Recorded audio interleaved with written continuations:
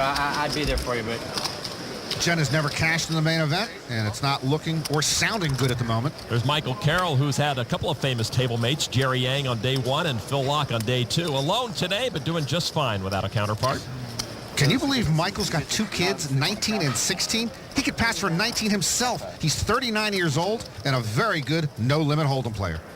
Another player doing okay without her counterpart, Maya Geller. She's engaged to Patrick Antonius. Maya's still hanging in there. She's doing better than her hunk-to-be. That hunk has moved all in. Antonius, with a pair of kings after the flop, leads James D'Alessandro's ace-10 of hearts. Turn card now.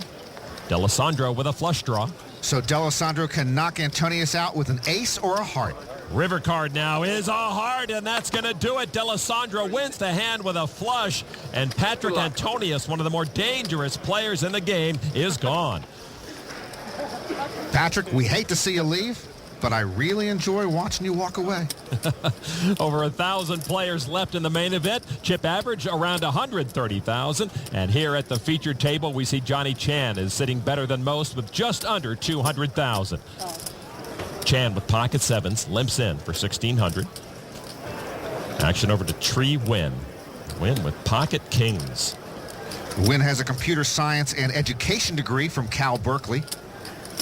And he will raise the action to 6,500 with those kings. He and Johnny locked horns earlier at this featured table. When Johnny first started, he was a hothead and he lacked discipline. Things change. Johnny makes the call for 4,900 more. Here's the flop. It is 8 tray 5. Kings are still good for Win. Johnny checks. Win now with those 2 kings. Will bet 9,000. Win bets half the pot. Chan, a check call. Johnny's a non-believer. Turn card's a 10. No help to Johnny Chan. He's way behind those 2 kings and checks again. Tree Win now puts out a bet of 19,000. Win again, betting about half the pot. Looks like Johnny is still a non-believer. My first ex-wife was a non-believer. Johnny with another call. So the river card now 4. Win gets the check mark with his pocket kings. Chan checks a 3rd time. Well, Win doesn't know what to put Johnny on. Not sure if he should bet again here. Tree Win checks back. 2-7. 2 sevens aren't good enough. Pocket kings for Tree Win will win that pot from Johnny Chan. Sometimes non-believers pay a price. Chan lost about 20% of his chips on that one. He still has 161,000. All right, let's go past the Milwaukee's Best Light No Limit Lounge to table 2. Jean-Robert Ballon contemplating a call of 12,000. Jean-Robert with a nut flush draw trails the pocket queens of Andreas Jorbeck, but Jean-Robert will make that call. Jorbeck from Stockholm. There are a lot of Swedes still alive here at the 08 main event. Turn card is another diamond, and Ballon hits the nut flush. He earns the check mark and bets 22,000. Does not hesitate to lead out there. Jorbeck, with his 2 queens and a flush draw of his own, will make the call. River card now. It's already a done deal. Ballon with that check mark. What's Bobby doing there with his hand? 80,000. He's making a big bet is what he's doing. 80,000. Jean-Robert is over-betting the pot here, trying to make his hand appear weak to Jorbeck. Ballon's actions now have put Jorbeck in a quandary. Boy, pocket queens in a big situation against an unpredictable player. Jorbeck makes that call. He won't like what he sees. And Ballon is going to get paid off with that flush. Bobby finds his voice with a 250,000 chip pot. And a critical misread by Jorbeck. What chips to work with again? Maybe enough to make the money.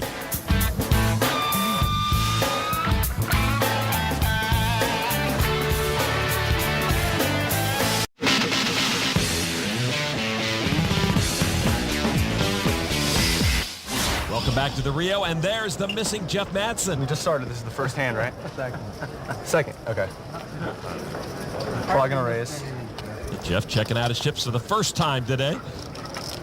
He lost about 15% of his chip stack.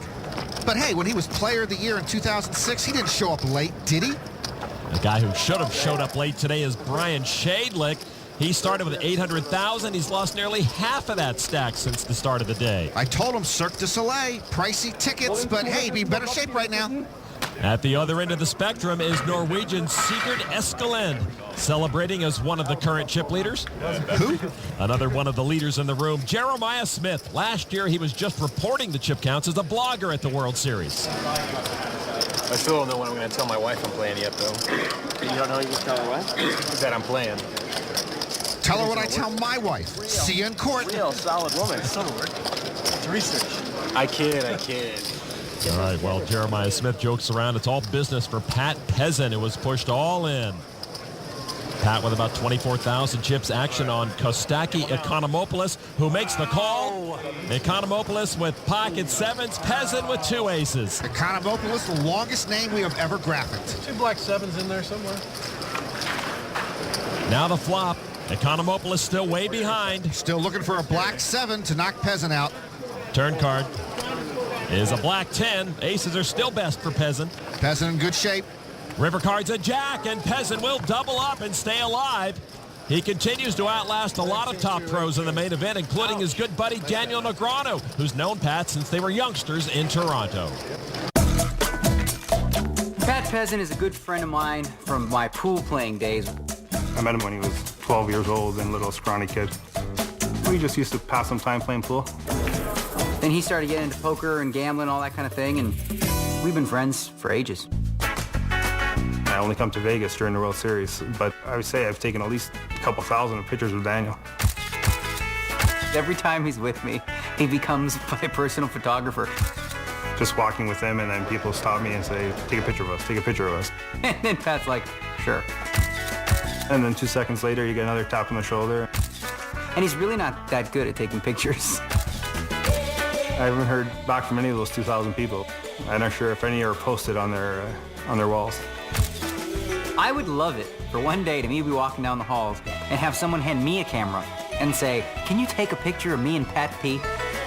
I just don't see it happening anytime soon. You know, Lon, I've taken a lot of pictures of you. They just didn't take place in the hallway of the Rio, and you never knew about them. How much to keep you quiet? Just let me call one flop, and we'll call it even. All right, back to our featured table. And Mr. Johnny Chan. How many Chan is there? Your first name is Chan, too?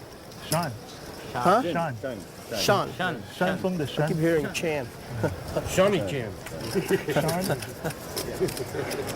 That is Sean Jing from Arcadia, California, an IT professional.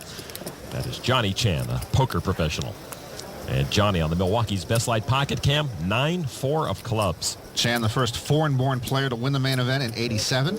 Now it's fashionable. With 9-4, he raises it to 4,500 on Henrik Tuesen, pocket queens. Tuesen went to South Danish University. I believe they are the Demon Deacons.